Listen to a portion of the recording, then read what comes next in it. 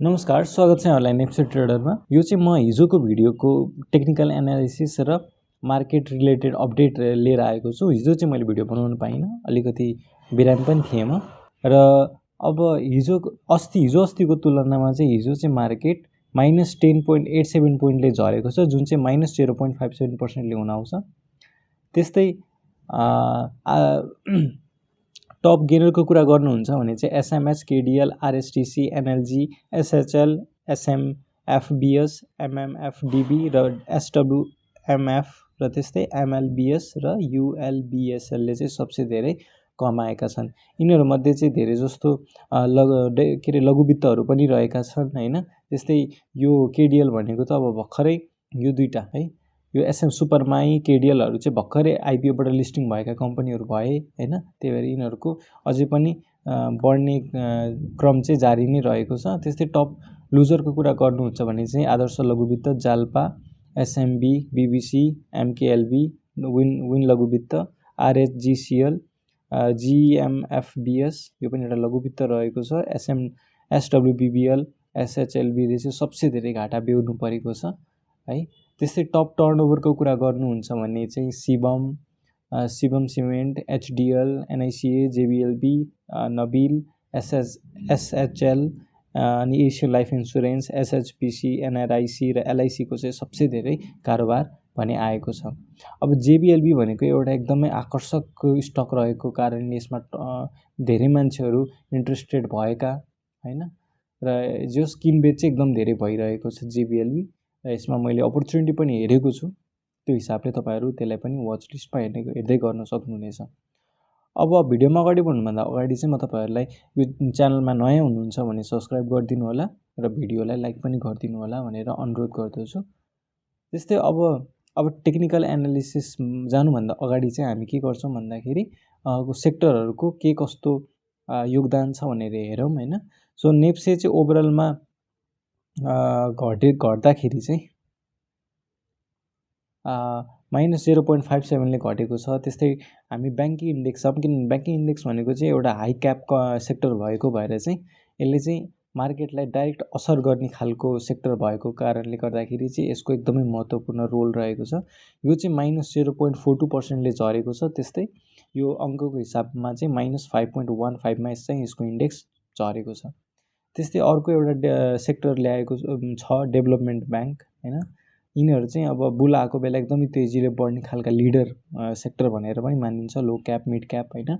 So यो पनि घटेको छ, तर त्यस्तो खासै घट्न सकेको छैन। इभन कमर्सियल ब्याङ्क भन्दा पनि एकदम थोरै घटेको छ। यो चाहिँ -0.37% ले मात्रै घटेको छ।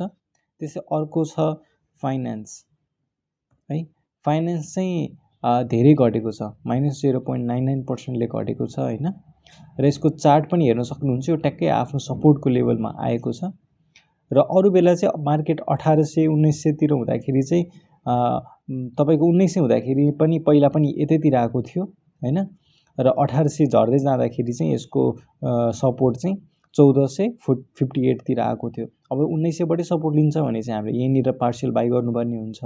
यो किन्नको लागि अपर्च्युनिटी दिएको भनेर हामीले बुझ्नुपर्ने हुन्छ।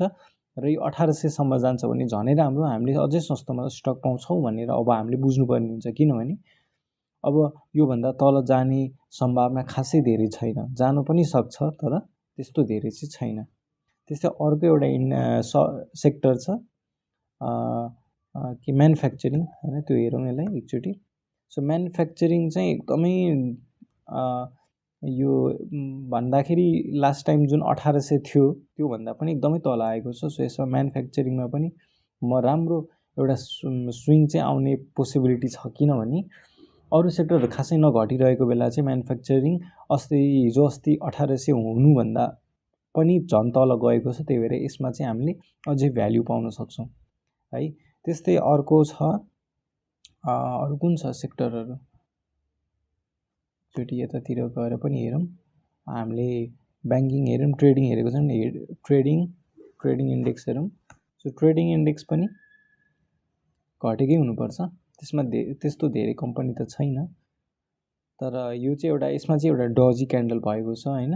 सो ओपनिङ र क्लोजिङमा चाहिँ खासै डिफरेन्स नभएको, तर हिजो अस्ति भन्दा चाहिँ एकदमै घटेको हामी हेर्न सक्छौं। त्यस्तै अर्को छ होटल एन्ड टुरिज्म। यो सेक्टर भने बढ्न सफल भएको छ। यो एउटा सेक्टर होला बढ्न सफल भएको र भोल्युम पनि बढेको छ। अब मान्छेहरूको इन्ट्रेस्ट होटल एन्ड टुरिज्मतिर गएको पो हो कि भनेर पनि हामीले यसो एनालिसिस चाहिँ गर्नुपर्ने हुन्छ। यो चाहिँ 0.50% बढेको छ। अब हामी टेक्निकली एनालिसिस गर्छौँ हामी नेप्सेलाई हैन।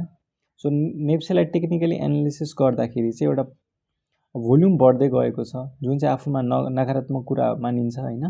तर हिजो अस्तिको जुन एकदम ठुल्ठुलो भोल्युम आइरहेको थियो एभरेज भोल्युमभन्दा चाहिँ धेरै नै थोरै छ। त्यो भएर हामी त्यस्तो आत्ति हाल्नुपर्ने पनि जरुरत छैन।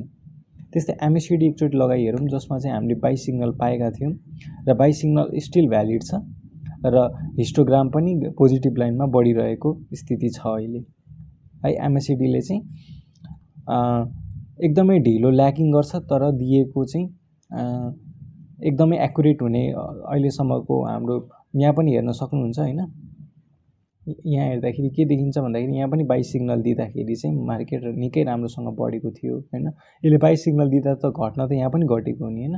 सो रेड क्यान्डल बन्नु बित्तिकै हामीले घटिहाल्छ भनेर बुझ्नुपर्ने चाहिँ कुनै आवश्यकता हुँदैन। जस्तै हामी इक्जाम्पलको लागि यहाँ पनि हेर्न सक्छौँ हैन।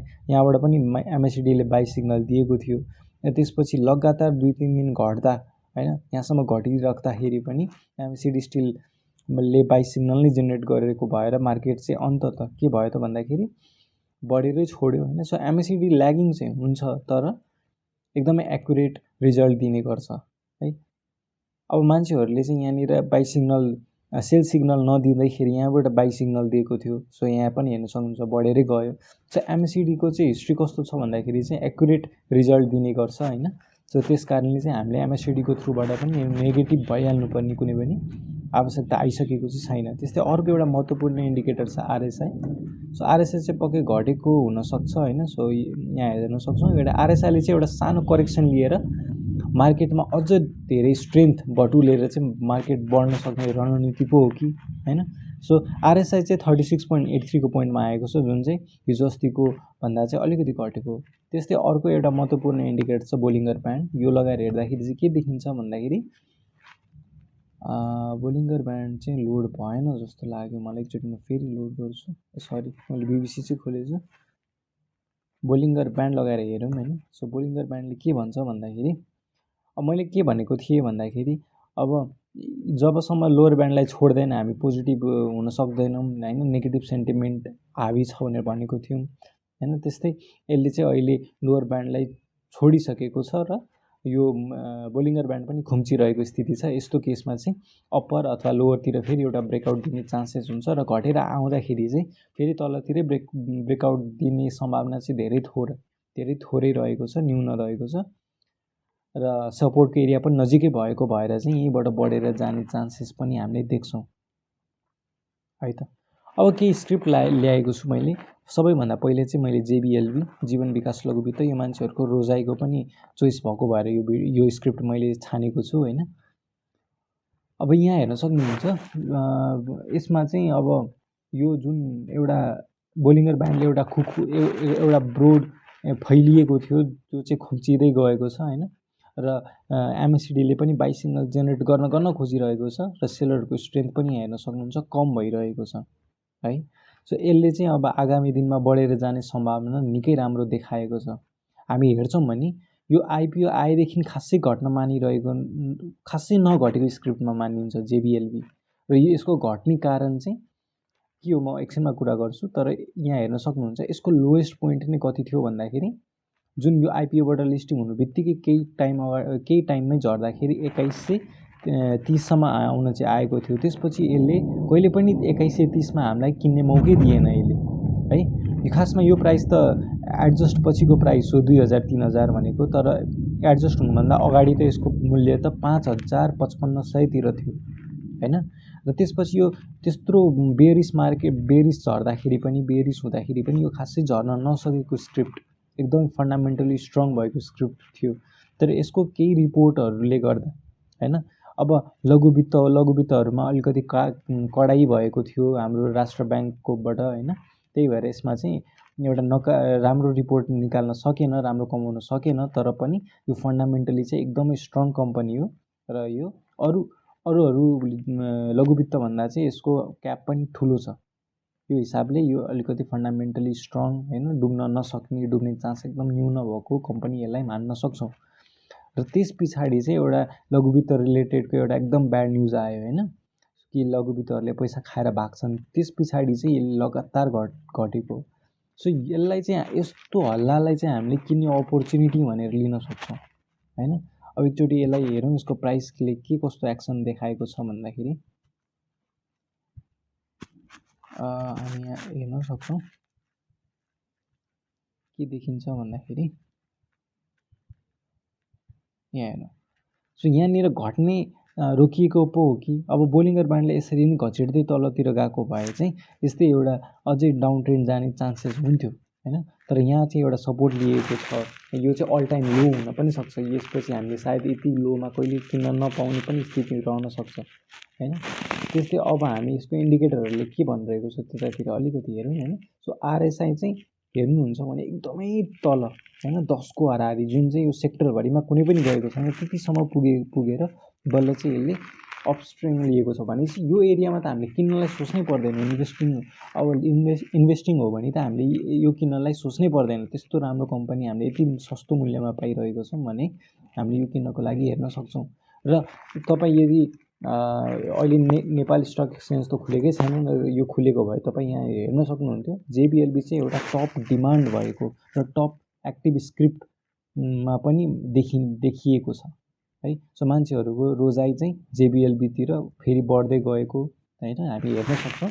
र यसले चाहिँ हामीलाई एउटा किन्ने अपर्च्युनिटी चाहिँ दिइरहेको छ भनेर हामीले पनि यसलाई यसरी बुझ्न सक्छौँ। हस् त, आजलाई यति नै। यो भिडियो कस्तो लाग्यो केही सर सुझाव छ भने कमेन्टमा बताइदिनु होला। र च्यानलमा नयाँ हुन्छ भने सब्सक्राइब गरिदिनु होला र भिडियोलाई लाइक पनि गरिदिनु होला। हस् त, आजलाई यति नै। धन्यवाद।